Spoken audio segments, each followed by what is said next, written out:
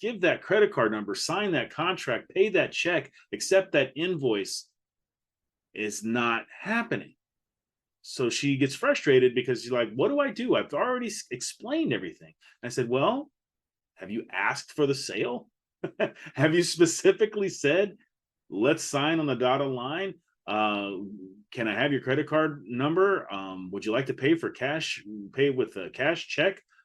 Visa, American Express, how do you want to pay for this? And it just dawned on her that that wasn't a part of the communication she thought she needed.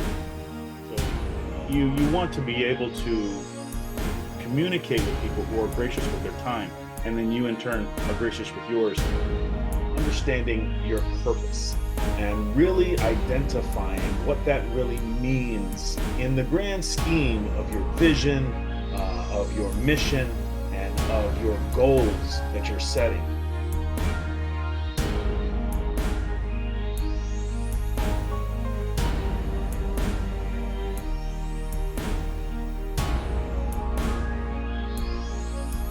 Good morning, BizDev Morning Brew, coming back at you another day, another time to get our mind right and get ourselves in order and in alignment with our future self, right? So what do we do when we are discussing things with our team? What do we do when we're discussing with our prospects, with our customers, with our partners? What are we doing? We are persuading.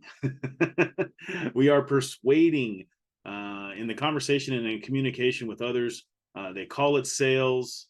It's persuading. It's actually influencing others in order to go along with and be in alignment with the things that we are presenting.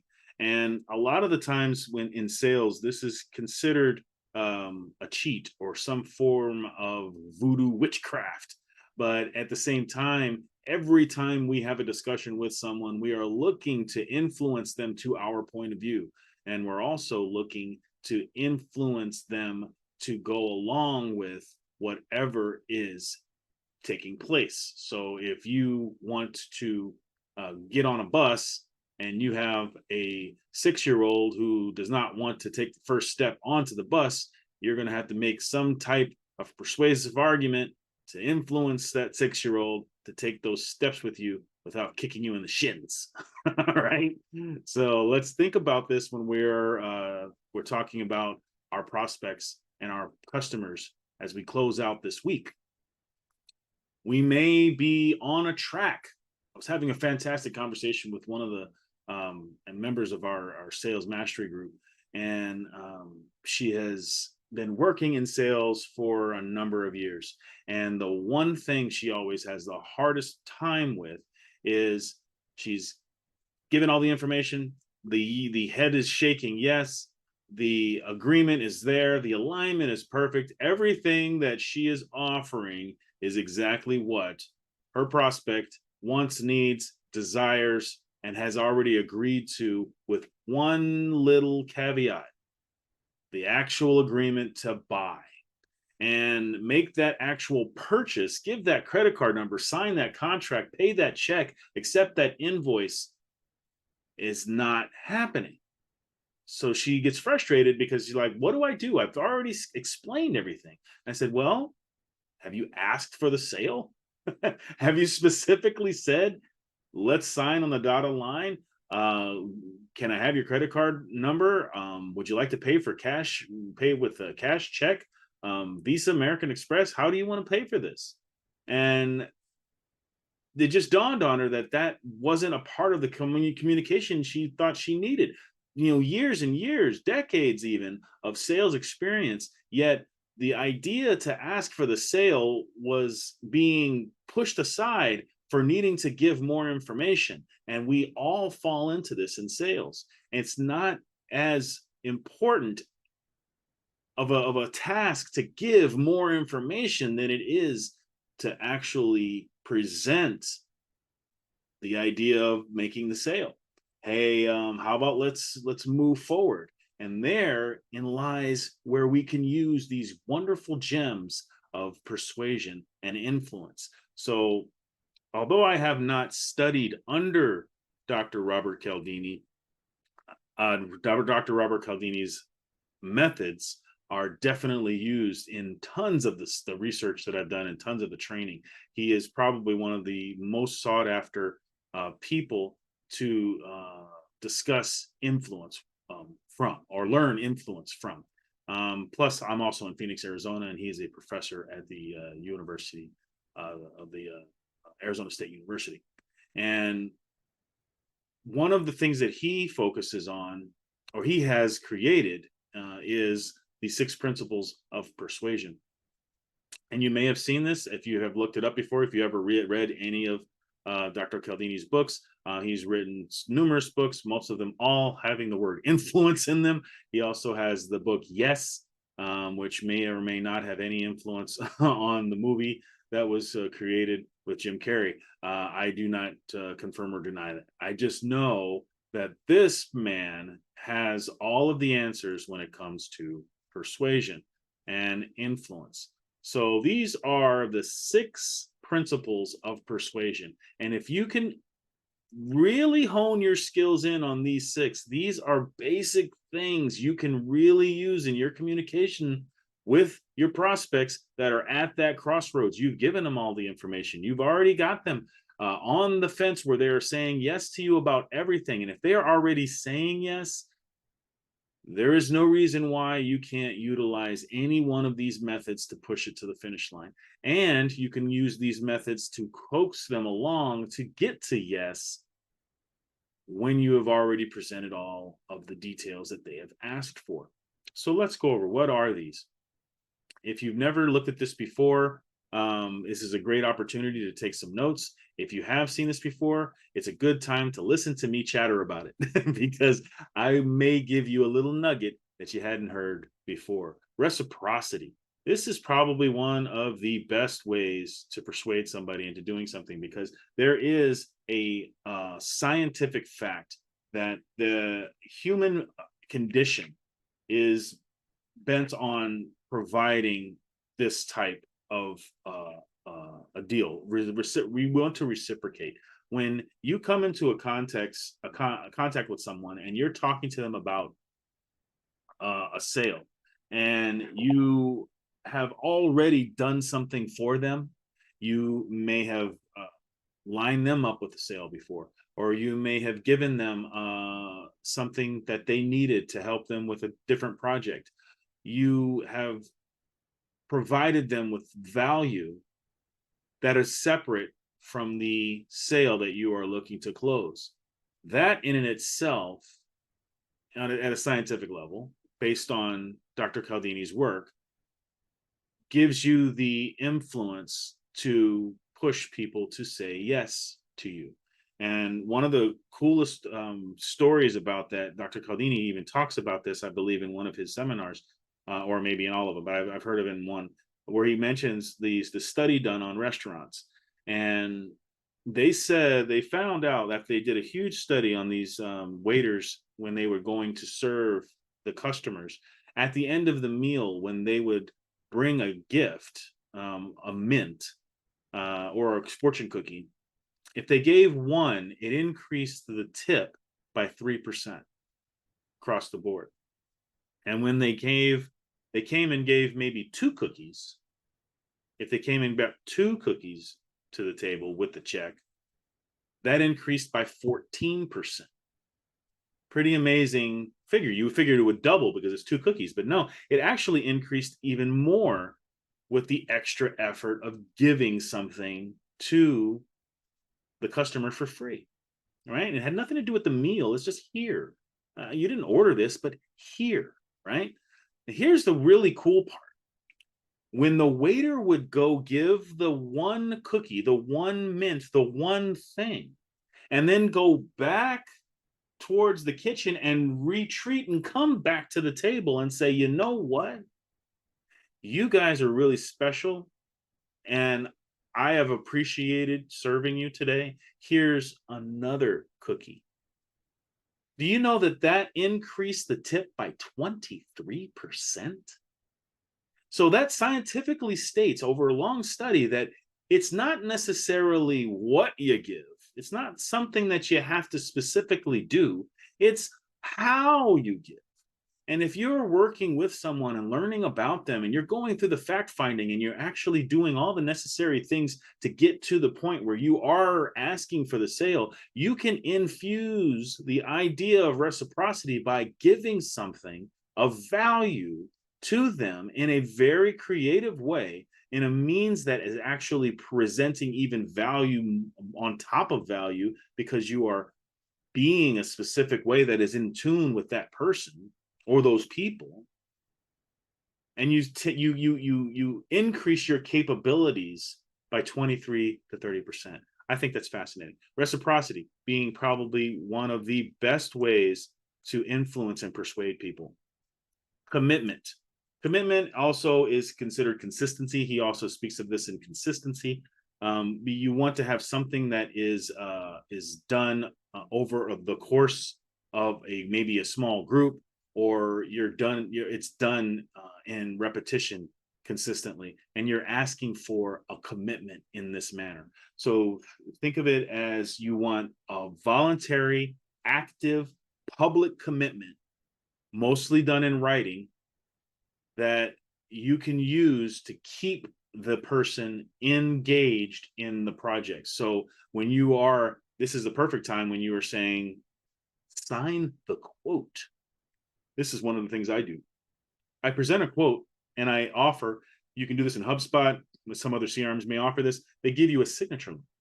And you can even do this on an e-signature with today's wonderful technology. But you want to give them the intent to sign that you agree to this quote.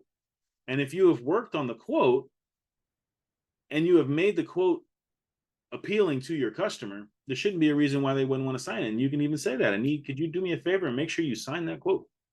And that signature is a commitment to the quote, and it's a commitment to the buy. So when you go in for the buy, you have already got them to say yes once. You can double down on the yes for the commitment. Social proof.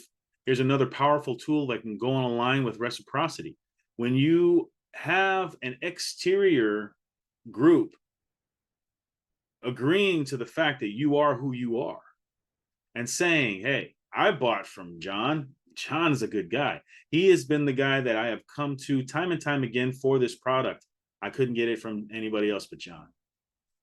What do you think that's going to do to the customer who is waiting for John and waiting to make a decision to buy from John? It actually helps more on the sense of them saying yes than leaning towards indecision, which is mostly 30% of the sales that you have, 30 to 60% in some cases, but 30% of the sales that you are going after are leaning on indecision rather than no decision, or rather than having a decision and saying no, what I mean. So, having an idea of saying no is less. It's more like 17%, or even less than that, maybe even 14%, that would really say absolutely not, I don't want your product. There's a large chunk of people that just need to be persuaded. They need to be given a reason, and these are the helpful ways of being able to do that. Reciprocity, commitment, social proof, liking. Here's one of the biggest ones that I can cross off the list, really. But it is something that is useful in a sense that if you have a rapport, if you some people you can immediately start talking to and boom, you got a connection. If you have that connection, lean on the like, no problem. If it's something that you have to dig for because you really need to take the time to learn people, a lot of people not necessarily wanting to become friends right away. So, especially in today's world, so you may find yourself, going down a rabbit hole of trying to get someone to like you. And that's the last thing you really want. But if you do feel that initial connection, you do feel that vibe right away, hey, go on this track, because if someone likes you, they're more apt to say yes no matter what you're saying. So as long as you are helping them, you're presenting value, you're giving them all the things that they need, and they like you, boom, sale's done. Ask for the sale, get the credit card, get the check, get the cash, and make the deal. Authority. This is one of the best that you see. You see my man here with the doctor suit on. This is the biggest thing that's used between those people who have letters after their name. you've got your MD, and you've got your PhD, and you got your LLNOP. I know I have some little initials after my name in my signature line, so I pray to this as well. But as an authority, you stand a much better chance, sometimes in cases of 400 to 500% more of a chance to close a deal just based on the fact that you have the authority to do so. If you are in an accountant and you've got a CPA, you're more likely to close a deal to do someone's taxes than if you don't have anything except for an accounting degree. If you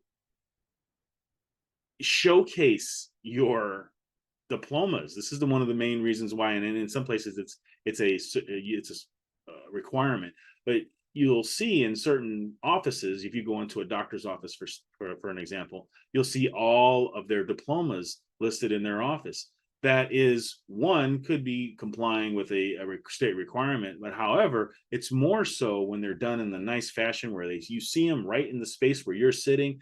That is the authority, and even could be considered social proof that they are who they say they are, and you should listen to them. And then the biggest one that is always used by big box stores, scarcity. Scarcity is another one that I kind of lean away from unless it's necessary, but it can be a very useful tool when you are looking to really engage a product that may have not really gotten some notoriety, but it's a good product. And you really want to gain some kind of you want to gain some kind of awareness to it in the public. Another story that Dr. Cialdini used was about the Concorde. So the Concorde flight, there was a Concorde flight, I believe it was from New York to London, and they were discontinuing the flight. And even though it was the Concorde being a beautiful flight, it just there wasn't enough people. It was only being done by a specific small group, and there weren't enough people to warrant the cost. It was too much of a costly journey to fly all the way over there with such few passengers. As soon as they announced that there was going to be a retraction, sales went through the roof. They just went through the roof the very next day. So on the following day of announcing they weren't going to have these flights, all of these flights were booked for that specific journey. And it goes to show you that when you present an idea, this happens in the tennis shoe game. I love sneakers. I'm a big sneaker fan. And this happens consistently with sneakers. They only release a certain amount of sneakers, but they have everyone talking about them prior to the sneaker release. And when the sneaker release happens, they're sold out immediately, and then you can't get them. Then the resale market comes in. They chalk the price up 200, 300%. And now there's a whole nother market that is selling the same shoe that costs 300% less in the very beginning. They still have all tons of shoes, but for some reason they sold out like that, and can't get those shoes for you. And now they're on the open market, on the resale market at a higher premium. This is the good way to utilize scarcity in a means of persuasion. So there it is: reciprocity, commitment, social proof, liking, authority, and scarcity.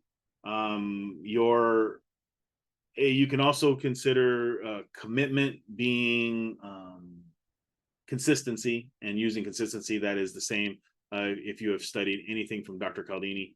And also, I think social proof has another one where it has to do with anyway, it doesn't matter. Social proof, you want to make sure you're utilizing an external system. Because of the word social, you can also use social media as a means of assisting with that. If you have a post that you create and a bunch of people like it and they're commenting on it, that is a great way to utilize this means of persuasion of social proof. BizDev Morning Brew, Thursday, almost the end of the week. You're almost there. So keep on pushing, and make sure that you are utilizing the means of connecting with your customers by asking for the sale and utilizing one of these principles of persuasion and influence. You have the right of influence because this is what you're doing. You want to get your customers on board with the product that they need. And sometimes you have to take those simple steps of persuading them along those finish lines, where they would not tend to want to go that way because they just feel a certain way and they're not sure. The uncertainty is there, and you're there as a sales professional to provide certainty. Have a fantastic day. BizDev Morning Brew, Monday, Tuesday, Wednesday, Thursday, Friday. Tomorrow will be a bonus day as well, where we'll have a little bit extra just to talk about some things that'll get you through the weekend and ready and primed for your restart on Monday with your Monday morning, making Monday mornings make a mindset day. Have a fantastic day, and